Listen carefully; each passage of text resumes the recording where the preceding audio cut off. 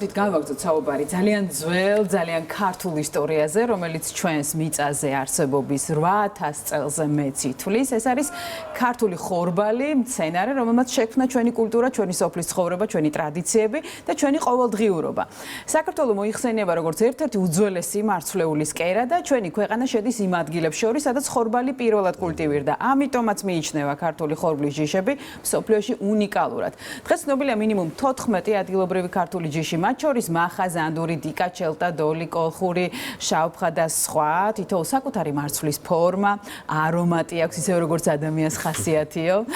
ქართული ენდემური ჯიშები იმდენად იშვიათია, რომ აკადემიურ წრეებში გენეტიკურ ოქროს და ცოცხალ მუზეუმსაც კი ეძახიან. მათი უნიკალურობა ისიცაა, რომ ქართული ხორბალი განსაკუთრებით მდგრადია კლიმატის ცვლილებაზე, მავნებლებზე, სეტყვასა და გვალვაზე და აქვს ძლიერი არომატი, გემო, მეტი ცილა და მინერალი. სწორედ ამიტომ ითვლება პრემიუმ კატეგორიად. ქართული ხორბლის განსაკუთრებულობა კი მხოლოდ გენეტიკაში არ არის. მასთან დაკავშირებულია უამრავი რიტუალი და წესჩვეულება, რომლებიც ჩვენი ეთნოგრაფიის მნიშვნელოვანი ნაწილია. ასე ამბობდნენ, რომ ხორბალი და ქართველი ერთმანეთის გარეშე ვერ არსებობენ. ერთის განადგურება მეორის დასუსტებას ნიშნავსო. ჩვენი წინაპრების რიტუალებს თუ გავიხსენებთ, მაგალითად, ახალი წლის დღეს აცხობდნენ პურს ოჯახის სიმდიდრისა და ნაყოფიერებისთვის. ასევე ახალ წელს ხორბლის მარცვალს ყრიდნენ ღუმელზე და თუ ხმაური დაფეთქდებოდა, წელი ნაყოფიერი იქნებოდა. თუ ჩუმა დაიწვებოდა ნაკლებად შემოსავლიანია. ასევე ხორბალს თესავდნენ ლოცვით, რადგან ქართულს ჯეროდა, რომ ხორბალი ცოცხალი არსებაა და თესლი გულიანი ხელით უნდა დათესო. თურმე ქორწილში ახალ დაქორწინებულებს თავზე ფქვილს აყრიდნენ სიმრავლის ნიშნად. ცალკე უნდა აღვნიშნოთ ხორბალი ქართულ სარწმუნოებაში ძველად პური იყო წმინდა გიორგისადმი მიძღვნილი მსხვერპლის ნაწილი. ამიტომ გიორგობას პურს წითელი ზანდურით აცხობდნენ, რადგან იგი გმირობის ფერიაო.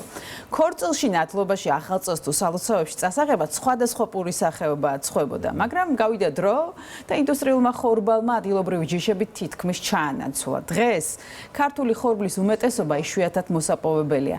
ზოგიერთ ჯიშ გადაშენებაც კი ემუქრებოდა, თუმცა საბედნიეროდ ბოლო წლებში დაიწყო ძველი ქართული ხორბლის აღდგენის დიდი პროცესი.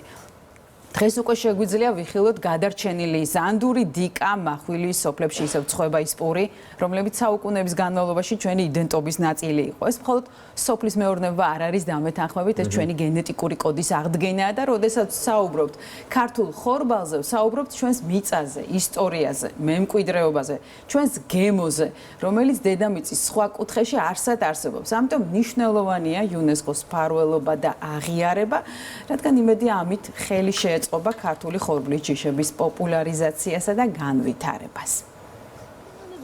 ბუნებრივია ისტორიაში, ადაეთ ისტორიაში კი არა და კულტურაში, აი მაგალითად იმას რო აცხობდნენ, ქადებს რო აცხობდნენ, თაში რიტუალური პურები და ქადები და ობლისკვერი სხვა და მაინც გამოცხაო, ხო და რამდენი ანდაზა და გაგვიანო, რამდენი გამოთქმა გვაქვს ისტორიაში, ლექსებში, პოეზიაში, პროზაში.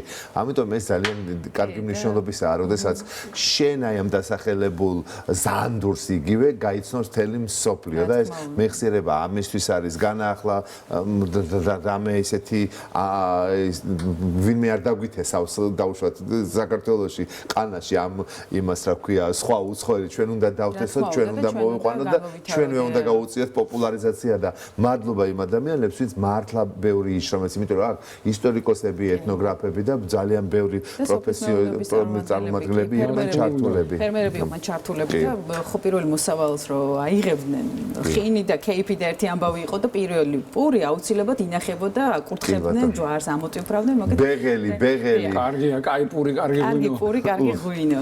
თაფლი. პური ჩვენი